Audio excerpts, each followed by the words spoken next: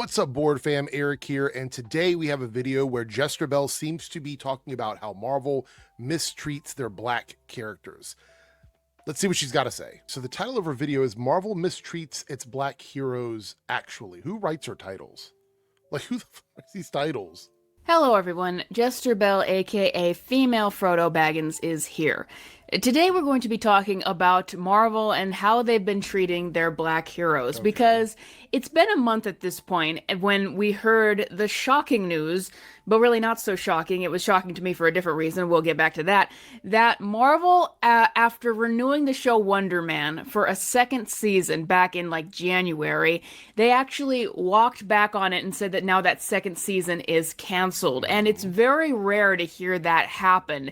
And they announced this like right when Spider-Man, like I got this information when I was sit down ready to watch Spider-Man. I was at the theater. That just shows you how strategic they were about this announcement, that when everyone's eyes is on Spider-Man, what that's doing in the box office, they make this announcement. Anyway, it's like caused a kerfuffle, at least online. Look at the optics of this. What does Marvel have for their black heroes? They had the Wonder Man show that was renewed for a second season and then canceled. And then, they have Captain America, Sam Wilson, that's movie bombed, and they had to bring back Steve Rogers, even though they're not getting rid of Sam Wilson, Captain America. You had Tiana Paris, a Photon, who's just been MIA for years now, and you had the Blade movie that never got out. So I want to pause here for a second, unrelated to specifically what she's talking about, but what I'm noticing here is there are so few black characters and POC characters in major roles that you can name all of them in a very short video, very quickly. Now, if you ask someone to do that for all the white characters, the white men, it would take you a while to go through and name all of the white men in the MCU because there's so many of them. But you sort of see the facade they put up of like, when they talk about Marvel being all DEI and diversity and blah, blah, blah, you see how little diversity there actually is when you start specifically talking about the characters that are, quote unquote, diverse within the Marvel Cinematic Universe. So I don't even know if she noticed that, but there's so few that you could even mention when you're talking about black characters.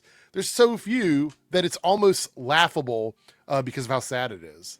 Off the ground. And like notably, Ryan Gosling just did an interview where he said that Ghost Rider happened very quickly. It was like within minutes they decided like he was up for it, the studio was up for it, Ghost Rider is happening. And that just speaks volumes in terms of the Blade movie with Mahershala Ali all ready to go with it, that it was a 7-year production hell and then it was just canceled.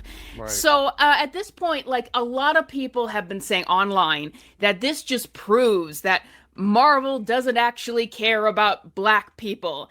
Now, I want to say this should be a win for you guys. This should be a win for you because you guys have been saying for years, or not specifically JesterBell, but this community, we're going to broaden it a little bit. This community has been saying for years that Marvel is virtue signaling. They don't care. They're just casting diversity for the sake of diversity. Once you see that they're not actually using their black characters in any meaningful way, then it destroys your narrative that Marvel has been pushing this and that Marvel does this for clout. Marvel does this because of messaging. That's the one I hear a lot. Marvel is doing this because there's some insidious messaging they're trying to push out to the world, and they're doing that over profit. They're doing it because money doesn't matter. It's the messaging that matters. Once you concede that Marvel is no longer pushing black characters in their movies and TV shows, and I'm using the term pushing as per their terminology. Once you've conceded that Marvel is not pushing black characters into every role, then you've already destroyed the argument that you've been making for years. So I am very curious how she's going to spin this, because she's talking about something that is real. Like there is a lack of black characters in lead roles in the Marvel Cinematic Universe. But you can't push Marvel having a diversity messaging agenda and then also agree that there's not a lot of black characters in any lead roles. And I was like, the soulless mega corporation doesn't actually care about black people. Film at 11. But anyway, there was a lot of talk that this decision to cancel Wonder Man was because it's a black hero and they don't care about their black heroes, and just saying that in general, Marvel doesn't care about, their black superheroes. Now, I want to say two things. Number one, the decision to cancel Wonder Man was not because it was a black hero. But number two, in terms of saying that Marvel mistreats and misuses its black characters, yes, I would actually agree with you on that. But Okay, so you're saying they mistreat the black characters they have. Would you say, JesterBell, that you and your community have participated in making that situation what it is now? Would you and your community agree that you have participated in making black actors or POC actors in POC roles? Have you made it difficult for them to participate in the fandom, thus making the studios second guess any of the decisions they made about black characters or characters of color? Would you concede on that? Would you agree to that? Because watching your content, it's very clear that you guys don't want this. You guys have pushed back against this. It's you guys that have made it so toxic and so dangerous for the studio to invest in black characters, because it's always a problem. And as far as you're saying, saying that canceling Wonder Man wasn't because it was a black character, I mean, you don't know that. You don't know the answer to that. None of us know the answer to that. It's all speculation, really, at this point.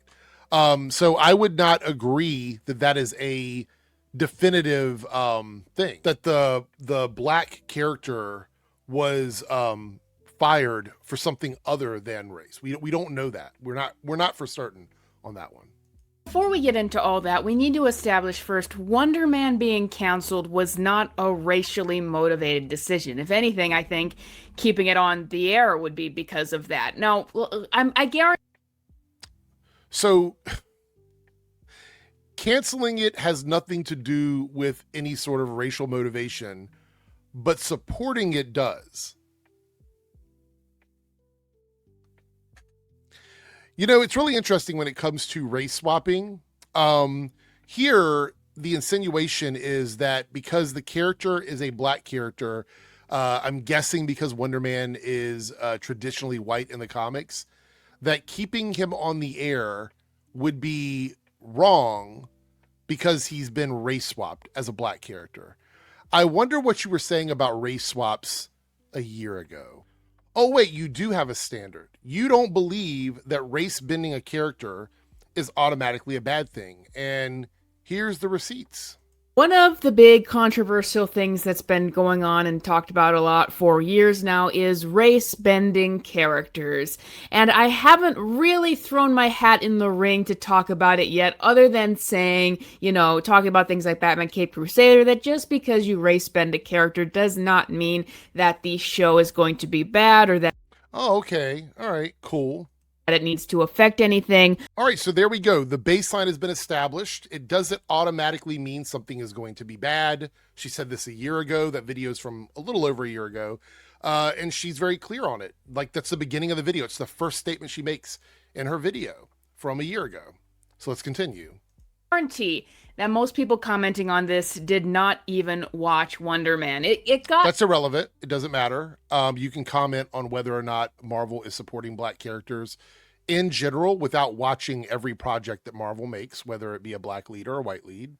Good reviews seemingly, but I watched every episode, and I gotta tell you, Wonder Man was not a great show.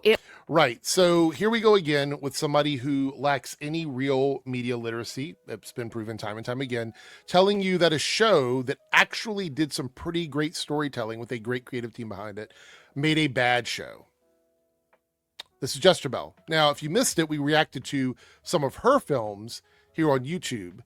And I got to tell you, she doesn't need to be giving advice to anybody working in the entertainment industry.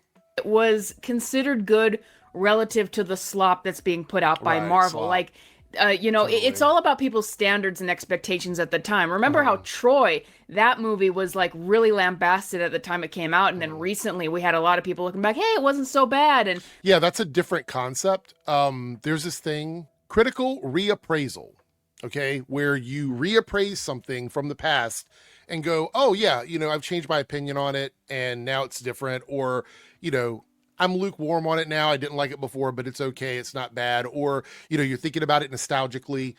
It doesn't mean anything has changed. Like, history isn't changed. The movie didn't change.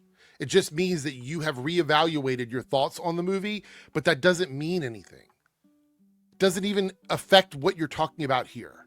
Like, it had great coloring and all of that, and that's because they're comparing it to movies Great now. coloring? Back then, it was coming out when Pirates of the Is it a coloring book? Great coloring? Caribbean and Lord of the Rings was coming out. People had higher standards.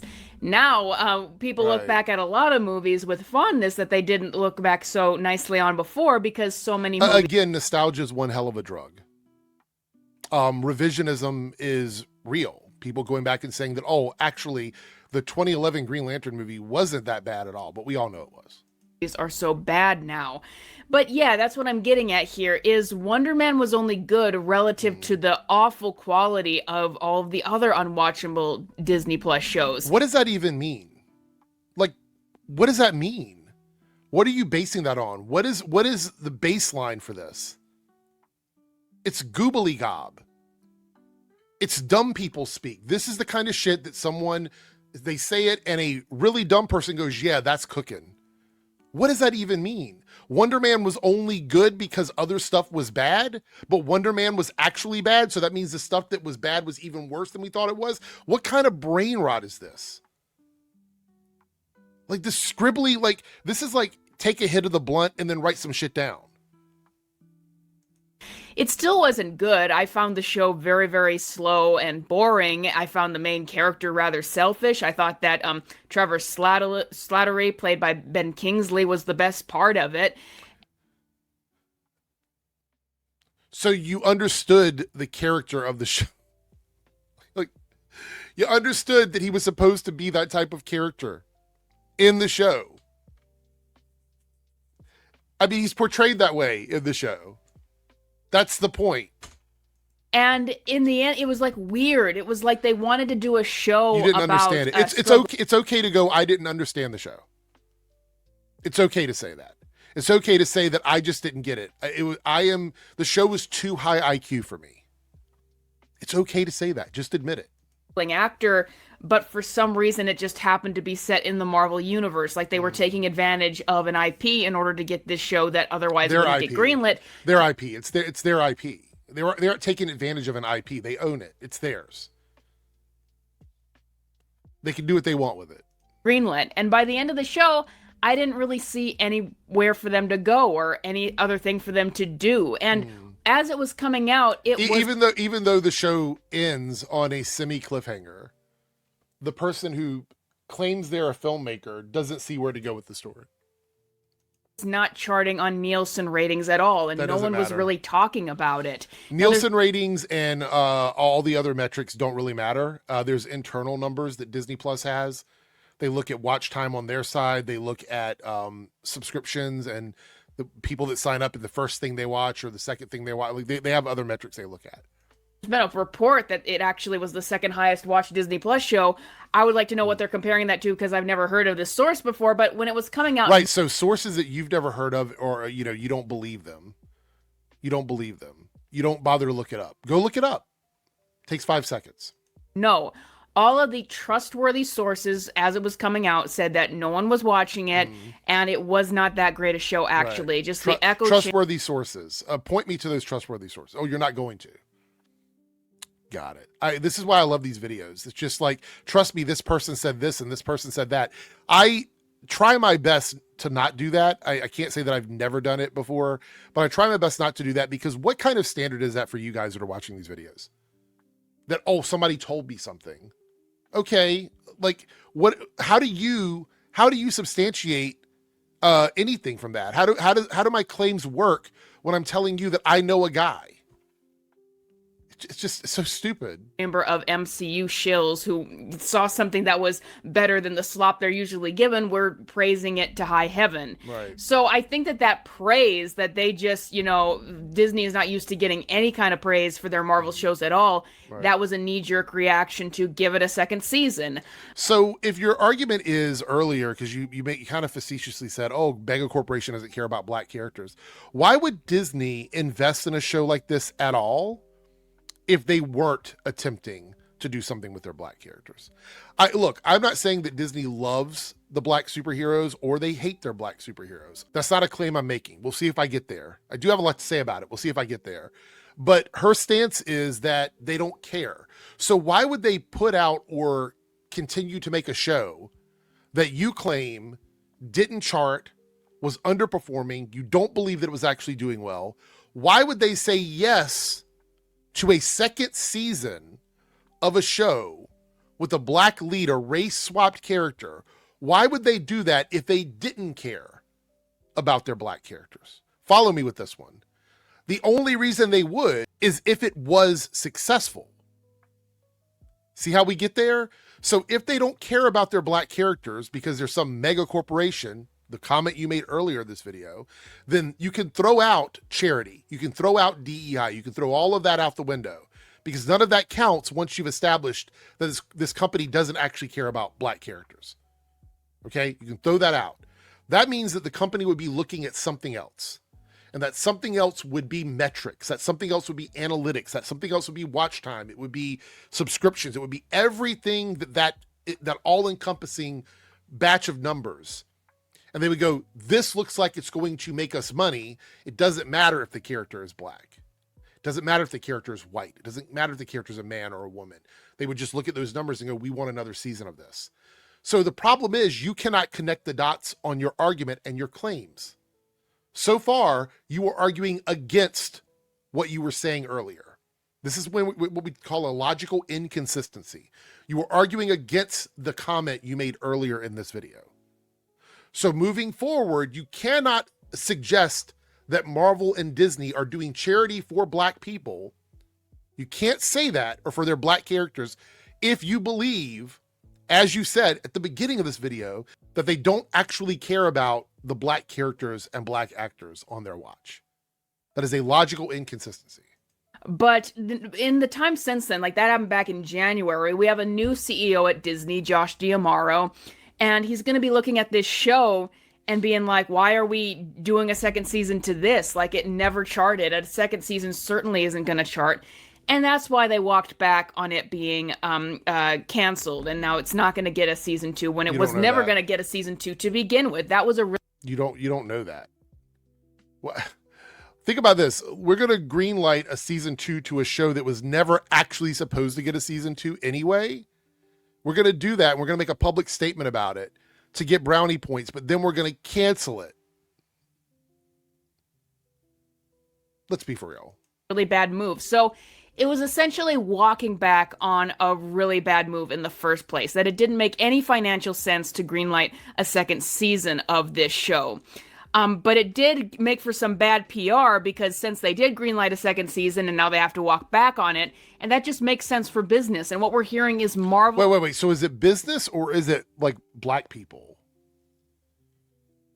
You're making two arguments here, right? You're saying the show wasn't canceled because Wonder Man was a black character. And you're trying to say that the justification of that is that the show was slop and it was bad. But we've already established that that can't be the case, because if Marvel doesn't actually care about black characters and they only care about money and views and things of that nature, then the metrics would say the show was actually good because they wouldn't greenlight it. So are you insisting that someone at the top end decided to greenlight a show that actually underperformed for a reason other than the actor being black? Other than a factor bigger than any of the other things that we would look at when we're looking at the success of a show. So what is it? Is it virtue signaling because the actor and the character is a black character in the MCU? Or is it the metrics, the information they have behind the scenes? Which one of those reasons were the reasons that they decided to move forward? Because you're saying it's all smoke and mirrors. So you have to pick, like, which one of those things is true. So you're telling me that an executive looked at the numbers and said, the show's doing bad, people don't like the race swap, we're still going to greenlight a second season. Do you not understand how dumb that sounds? Is not going to be making any more live action shows that are connected to the MCU. Like Vision Quest and Daredevil Born Again season 3 are going to be the last ones. They don't want to waste any more money because they think you don't know that. This is, again, why do y'all listen to this? And I'm not talking about listening to it to laugh about it. I mean, like, people that are watching this for legitimate information. Why are you watching this? Why are you listening to this? This is lazy. She mentioned slop earlier. Take a look in the mirror. I think it diminishes the brand. So it was like some bad PR to greenlight a second season of this show and then have to walk back on it because it was a bad decision to begin. So why would they do it then? Why would they greenlight a show that they didn't care if the character was black, so they weren't doing it because of that reason? It underperformed, and all of the praise was fake. Why would they do that? Make it make sense. With. But the fact of the matter is, it didn't happen simply because it's a black hero, which I might add, this is a race-swapped version of a hero from the comics. It happened because no one watched. But you don't have a problem with race swaps. We already looked at your clip. So now you're also contradicting yourself. The show, and really it had no reason to exist in the first place. And Bob Iger's no shows have any Disney reason was to making exist. bad decisions. The shows aren't organic things that are born out of women, right? Like, they're not babies. You know what I'm saying? These aren't things that just happen. Things that come up naturally in the world. Nothing has to have a reason to exist when it comes to entertainment. Things exist in entertainment because someone decides to make them. Your short films have no reason to exist. I would actually say that your short films could disappear from YouTube, and I think YouTube would be better for it. But the point is that they don't have a reason to exist, but you made them anyway. That's not an argument. Decisions with allowing these unwatched shows to keep getting more seasons and keep greenlighting, more production. Oh, but, wait. Hold on. Let's jump back there. So here's the contradiction again. Why in the world would they continue with the show if this is the case? Listen to this. Bob Iger's Disney was making bad decisions with allowing these unwatched shows to keep getting more seasons and keep greenlighting, more production. But so what unwatched shows were getting more seasons under Bob Iger? Which ones specifically? Because when Bob Iger was working in the TV division doing this, a lot of shows only got one season. Let's take a look. WandaVision, The Falcon and the Winter Soldier, Loki, What If got multiple seasons, but I think they were set up for multiple seasons anyway. Hawkeye, Moon Knight, Ms. Marvel, She-Hulk Attorney at Law, Secret Invasion, Echo, Agatha All Along. How many of those shows got multiple seasons other than What If? How many? Oh, that's right. One. Loki got one additional season. Now, outside of the Bob Iger factor, we can even take that out of it. Let's just look at all of these as MCU TV projects. All of them got one season, not multiple seasons, one season each, except for two of them. One of them is animated and the other one is Loki. So what the fuck are you talking about? And Bob Iger's Disney was making bad decisions with allowing these unwatched shows to keep getting more seasons and keep greenlighting, more. There we go. Getting more seasons. You don't know what you're talking about. You don't know what you're talking about. This is infuriating. This, like, watching a content creator just constantly get things wrong and talk, like, you guys say, well, why are you correcting opinions? I don't give a fuck about opinions. She doesn't have to like Wonder Man. Who gives a shit? Right? Ultimately, who gives a shit? It's the information being wrong all the time in these videos. I can pick any video, one video a week from any of these channels. One video a week from any of these channels, and they're going to have something wrong in that video. At least once. But it's usually more than once. And these are easy things to remember. All you have to do is go, how many seasons of WandaVision were there? How many seasons of Agatha All Along? How many seasons of Echo? How many of these shows got multiple seasons?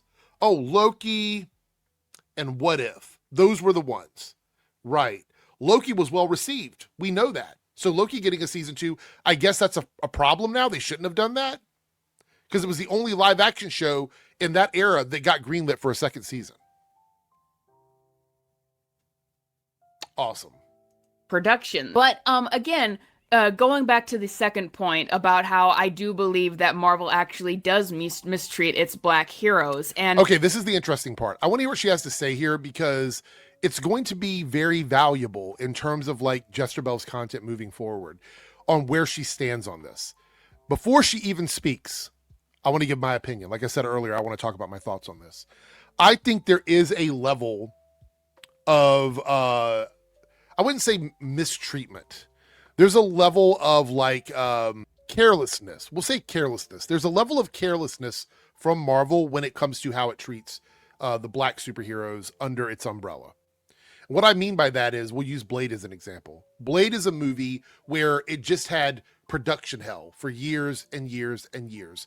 And I don't think, based on what we know from the outside, I don't think we as fans got to see what the care and concern was about that property, because we got the announcement and then it was nothing but drama after that. So from our side, from our perspective, all we saw was them just kind of shitting all over Blade and not really giving a fuck about the Blade property. Now, we don't know for sure what went on behind the scenes. We only have hearsay and rumors and stuff like that. But something like that looks really bad for Marvel. Something like that looks like Marvel just doesn't give a shit, or they don't care, right? Carelessness when it comes to this kind of stuff.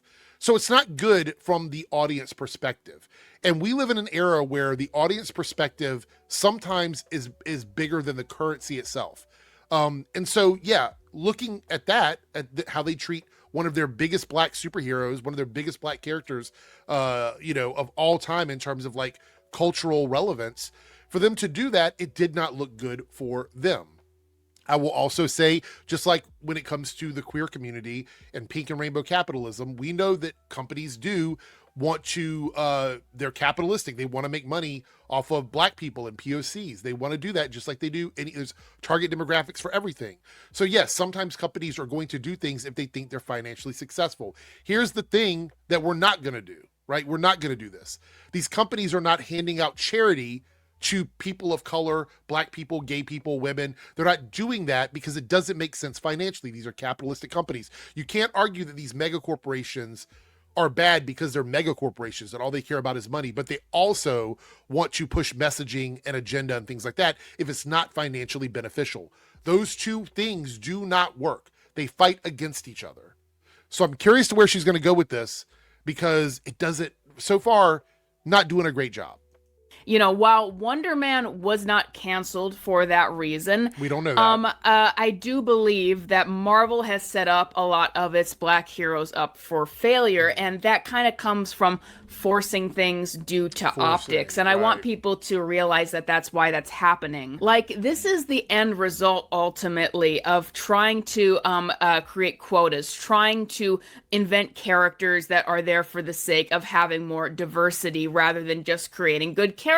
Because okay, so let's take a look back at your video from a year ago and see how you perceived putting black characters or race swap characters in properties, and whether or not you believe they were there to push optics, quotas, and diversity. Did you feel that same way a year ago?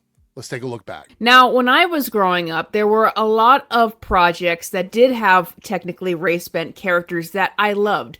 One of my favorite movies growing up, and what I think might even be the best adaptation of Cinderella ever, was with Brandy and Whitney Houston when they did the Roger and Hammerstein's or Stein's version of it. And that was an insanely successful movie when it aired on TV, and I loved watching it growing up. Also, in my teen years, getting into the Avengers and all that, you had Samuel L. Jackson as Nick Fury, and that is a race-bent version of the character from the comics. But everyone seemed to love Samuel L. Jackson as Nick Fury. I don't remember there being any sort of controversy over it. And so you can see that in the past there were these times when race-bending a character would not be a big deal. And most people, I think, just assumed you must have gotten the right person for the role. All right, so there we go. You must have assumed we got the right person for the role. What I love about this clip also is we're talking about a movie from the 90s. She brings up a movie from the 90s where race swapping happened, and it doesn't seem to be a problem for her. She grew up with it. She grew up with it. And back then, when things were even more, I guess you could say, volatile within communities, according to these guys, back then, you know, it wasn't a big deal. Race swapping Cinderella, not a problem. I guess they just got the best people for the job. But now the assumption isn't that we got the best person for the job. Now the assumption is it must be DEI. It must be some other agenda. How we got there, I'm not totally sure. I don't even think she's really sure.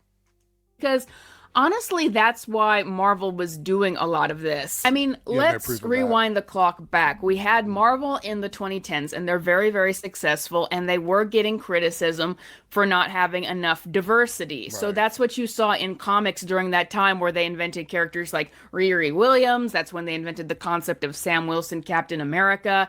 And introducing more women into this by Jane Foster Thor, who eventually came into the fray. And basically Marvel during that time was like, you need to get more women in here. You need to get more non-white characters in here. Mm-hmm. And that's what eventually led us to the post-Infinity Saga era, where they were pushing women like there was no tomorrow in the cringe. Well, let's be clear here. There was only one movie with a woman as the lead in the early phases of Marvel, and it took them 3 phases to get to it. So let's not do the smirky, silly thing. We know that they were not actually doing anything with women. Even characters that have been in the comics for years, they were not using them. Black Widow was right there. Black Widow was right there. So continue. Of ways, every male lead had to be surrounded by a bunch of women if there was a male lead. And that's because they weren't giving women projects. The movie's got to be all men. Can't have any women as supporting characters. We can't have them as lead characters. We can't have them as supporting characters. Cool. How, again, they integrated things like Sam Wilson, Captain America, and stuff like that. The Eternals was a movie that was created because Kevin Feige thought that these are characters no one cares about, so no one will care if he race swaps them. So that's what you see in that. Again, you don't know this. This is just her saying stuff. This is just her saying it. She's not citing sources. She's not reading an article. She's not showing interview clips. She's just saying it. At, post-Infinity Saga era of Marvel, that this is where the diversity became very much implemented. Not just on screen, but behind the camera as well. Jessica Gao was a woman who essentially blackmailed, using the Me Too movement, blackmailed herself into getting more jobs. And that's how... That's so gross. We're not even, that would be a spiral. We're not going to jump into that, but that's fucking gross. That's fucking gross. You get the show of She-Hulk. Now, that's where I'm going to go here, is that this implementation of diversity, not just on screen, but behind the camera as well, with the various people they were hiding, just to get more women involved with Marvel and just to get more diverse people behind the scenes involved with Marvel. It's what caused a lot of its downfall, because hiring someone based on their identity does not necessarily mean they are right for the job. And hiring a lot of these people based on their identity, it also seemed to come with the ideology as well. And that. But you have no proof of that. You have no proof of any of that.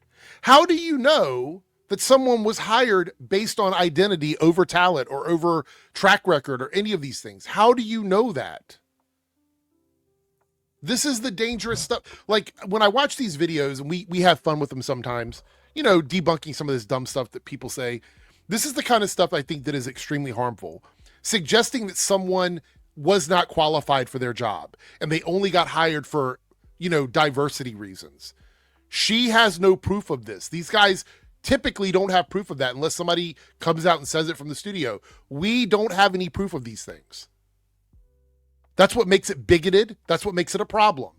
Now, we're going to look back at a clip from the video that you made a year ago where you were praising race bending and diversity. Another thing I can say growing up is that there used to be some cartoon characters that occasionally would be race bent, like Liz Allen from Spectacular Spider-Man, that cartoon. In the original comic, she is a Caucasian blonde girl, and they made her a Latina in the cartoon. And I never had a problem with that. I enjoyed that version of Liz Allen, and I never heard anyone who didn't have a problem with that. Oh, so since you liked it, it's okay.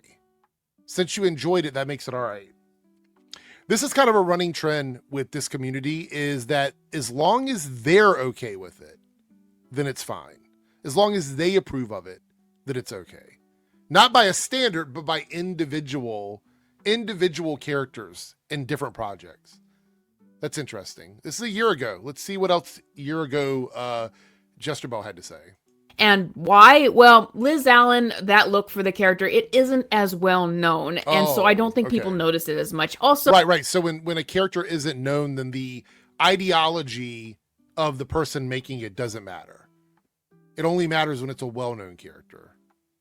Got it. So there was justification, and once again, they've been trying to diversify and things like that for years now, but there was justification for Liz Allen because she was another white blonde character from Spider-Man. She had the same look as Gwen Stacy, so changing her per race. Yeah, there was so many white blonde characters. I actually agree with you here. You're cooking with this one. Yeah, if there's a lot of characters that look the same, it is okay to go ahead and change one up. So don't disagree with you a year ago, JesterBell. Making her look different, that it just added an actual diversity to the cast, so that every character had. Well, I've got news for you. Changing characters in live action, even by today's standards, is adding actual diversity. When you say actual in this sense, it means in reality, it's there. So if you are race swapping a character in a movie now, that is still actual diversity. Their distinct look, different ethnic background, and I think that really worked. Another character that was race bent in a cartoon, X-Men Evolution, Amara, aka Magma. She was a character who was another Caucasian blonde from the comics, but there were already a lot of Caucasian blondes on the New Mutants team. Yeah, there was one other. Because there's two guys, so there's one other Caucasian blonde woman. But I agree with you. I think it's okay to change the character that she originated from, and they made her Latina in X-Men Evolution. And once again, probably trying to diversify with that. I thought it worked, though. It was helpful. The characters all have their distinct looks. I actually really like that version of Amara. So you see, in the past, it can work and not cause controversy. Right. So the thing is that in the past or the present, it can still work. And the reason why is because you have no proof that these standards have changed. Like, you don't know for sure if someone who is being race swapped today, right, a character being race swapped today is any different than a character that was race swapped when you were like, younger. There's no proof of that. So the thing is, you're trying to make your fans believe that race swapping in modern movies is some sort of insidious ideology, and therefore it's a problem if you just have a black person swapped out for a white person. But when you were growing up, it didn't change your point of view. You still grew up to be bigoted towards this. I don't know what other word to use, bigoted towards this concept. You still grew up to be that, even though you were introduced to diversity as a kid. So even when diversity is done correctly, according to you, the thing is, it didn't change your opinion.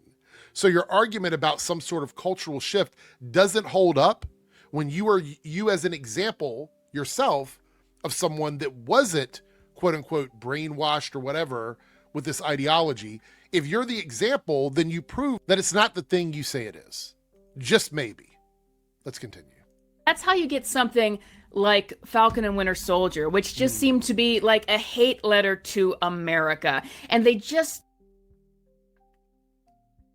That's pretty rough. Black man being Captain America is a hate letter to America? We might have to stop on that one. We might have to stop, but I'm going to push forward a little bit. I don't think you quite understand how fucking disgusting it is to say that making a black man Captain America is a hate letter to America. All right. Stop short of completely bashing Steve Rogers, but boy, did they bash the symbol of Captain America. How? And that's what that show became defined. How, like, you say they bashed the symbol of Captain America. How? Because Sam put on the suit? A black guy put on the suit. That's the explanation? Sam putting on the suit was because of his friendship and love with Steve Rogers. Their close relationship as friends. He struggled with it. But okay, he's black. So Seems like Marvel might not be the only thing that has a problem with black people here. By. Now, shockingly, I don't think that a lot of Marvel fans liked that. And in order to make Sam Wilson, who was like this fun-loving character that a lot of people enjoyed, into the cynical man who, you know, adds up with the ideology of the writers and is defending a terrorist, you know, Freckle Jesus in this show, it didn't go over so well with people. But that's all they had planned for Sam Wilson. Again, because like the motivations of having Sam Wilson be Captain America truly were not. Sam Wilson is going to be really interesting as Captain America. We have this really interesting story to tell. It was, and I hate to say this, and it's bad to do this to people behind the scenes, but it's the reality of what happened. Like, this was done to fill quotas. It was done to respond to criticism about not having enough diversity in their most popular characters. And that's what motivated Sam Wilson, Captain America, from the beginning. So, one, you have no evidence of this. Just like everything you say in every video you make. You have no evidence of this. Number two, so now we're back to ideologies and quotas and DEI. If you remember, at the beginning of this video, there was a little struggle with her trying to substantiate her claims about why Wonder Man was canceled. And we were saying that, like, you can't say that a company, an evil mega corporation that only cares about money, because that's what people say evil mega corporation, it's because they are about making money, capitalism. That's what that means. You can't assign that to Disney and Marvel, but then also say that they were sacrificing making money to fill some sort of cultural quota. Though, again, those two things are opposing ideas. And so that's why a lot of the stories with Sam Wilson, Captain America, their entire definition of him was going to be racially motivated storytelling. That was the entire goal from the beginning. And when that... All right, so let's jump back to year-old JesterBell, where she's talking about another race-swapped character from the comics.